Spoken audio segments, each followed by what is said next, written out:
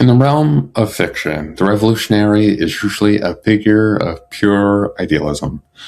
They are the underdogs, the freedom fighters, the morally unyielding heroes who tear down the corrupt empires and corporations around them with the power of righteousness. But in 2006, Code Geass introduced us to one Lelouch and blew that archetype to smithereens. Lelouch wasn't a saint. He was an exiled prince, a ruthless strategist, and a man willing to weaponize the souls of the very people he claimed to liberate. He didn't just fight a revolution, he turned it into a cold, calculating chess match where human lives were the very pieces that were being played. 2 decades later, Lelouch remains the gold standard for the anti-hero archetype.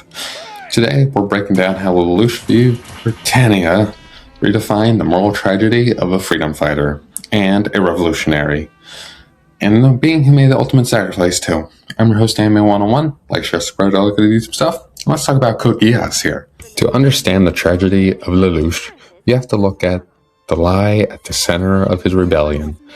Most revolutions in fiction are built on a shared noble purpose, like, Star Wars and the Rebellion, the evil empire, and taking down Darth Sidious. But Lelouch's rebellion was born out of something entirely selfish. The concept of vengeance. He wanted to destroy Britannia because his father abandoned him and his mother was assassinated. The liberation of Japan, or Area 11, was initially a convenient tool. And so, he decided to put on a mask. Zero was an idea, a symbol of justice for the oppressed Japanese. But behind the mask, Lelouch was a Britannian noble playing a grand chess game, and they had no idea. While Suzaku tried to change the corrupt Britannian Empire from within using a flawed, submissive moral code, Lelouch chose to destroy it from the outside by using equally flawed, hyper-violent utilitarianism. The king does not lead, how can he expect his subordinates to follow? This quote sounds inspiring, but it's a trap. Lelouch places himself above the revolution, believing that his greater intellect gives him the moral right to decide who lives and who dies for their greater good. Now, when it comes down to it, a revolution requires a weapon, and Lelouch's weapon was the power of absolute obedience. We all know it as the Geass. The Geass is the ultimate metaphor for the slippery slope of revolutionary power. It represents the temptation of the tyrant and the order to control others. When you believe your vision of the world is the only correct one, it becomes terrifying and easy to, strip others of the agency to achieve it. At first, Lelouch uses the Geass on soldiers and corrupt nobles, but slowly the boundaries truly blur. He uses it on schoolmates, on innocent bystanders, and eventually his own family. Think of it like Light Yagami, using the death note on the corrupt criminals in the beginning, and then slowly using it to, even if you suspect him of being Kira, he's going to kill you. And the tragedy peaks during the infamous massacres across the series. And Lelouch accidentally commands one of the princesses to slaughter the Japanese people. The narrative forces him into a horrific corner.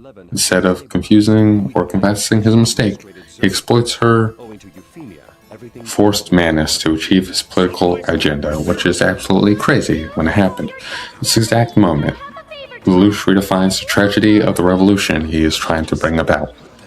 He realizes that to overthrow a monster, he needs to become even a greater monster. He sacrifices his own sister's legacy to feed the flames of rebellion.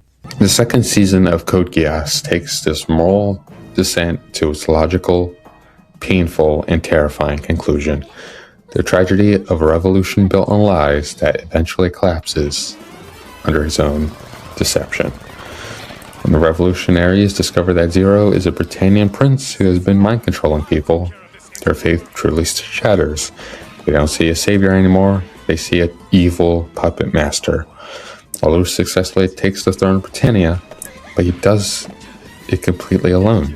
His friends hate him, his allies have abandoned him, and the person he did it all for, his sister, views him as an evil tyrant. The dream was to overthrow the empire and create a gentle world, but the result became much worse. He became the emperor of the very system he hated, ruling through fear, absolute force, and terrifying order. This brings us to Zero Requiem, the definitive moment that cemented Lelouch as a narrative masterpiece. Most tyrants in fiction are defeated by a hero who proves them wrong. Think of Darth Vader defeating, Emperor Palpatine. I know I'm using Star Wars, but it's peak. Anyway, but Lelouch wasn't defeated. He orchestrated his own downfall. He realized that the world's hatred had to be concentrated into a single point to break this evil, chaotic cycle of war. By becoming the ultimate unforgivable villain, Lelouch gave humanity a common enemy. And when his best friend, dressed as Zero, drives his sword through Lelouch's chest, the world doesn't just celebrate the death of an emperor, they celebrate the death of malice itself. This is the pinnacle of Lelouch's moral tragedy. Lelouch wins, but his victory requires his own erasure and death. He creates the gentle world he promised through the death of himself. But he ensures that he can never live in it. He allows history to remember him as a monster so that the future can truly live in peace. But what makes Code Geass stand the test of time is that it doesn't give us an easy out. It doesn't tell us that violence is clean, or the revolutions are wrong throughout the world. Lelouch is redefined as a being of tragedy, a tragedy of revolution by showing us the receipts. He showed us that by changing the world, it cost everything. Your sanity, your relationships, your love, your hate, your reputation, your life, and your death. He doesn't transcend the darkness of politics. He drowned in it so others could walk on dry land. But now, 2 decades later, writers are still trying to capture lightning in a bottle that was Zero Requiem. But there's only one emperor who brought peace to his own people, and that is Lelouch himself. But what do you think? Was Zero Requiem a flawless masterpiece, or did Lelouch cross the line way too many times for it to be like, oh yeah, this guy, he deserved it. I don't care about him anymore. Let me know in the comment section down below. Like, share, subscribe for more Code Geass and anime content. I'm your host, Anime 101. Like, share, subscribe, do all good YouTube stuff. It's signing out.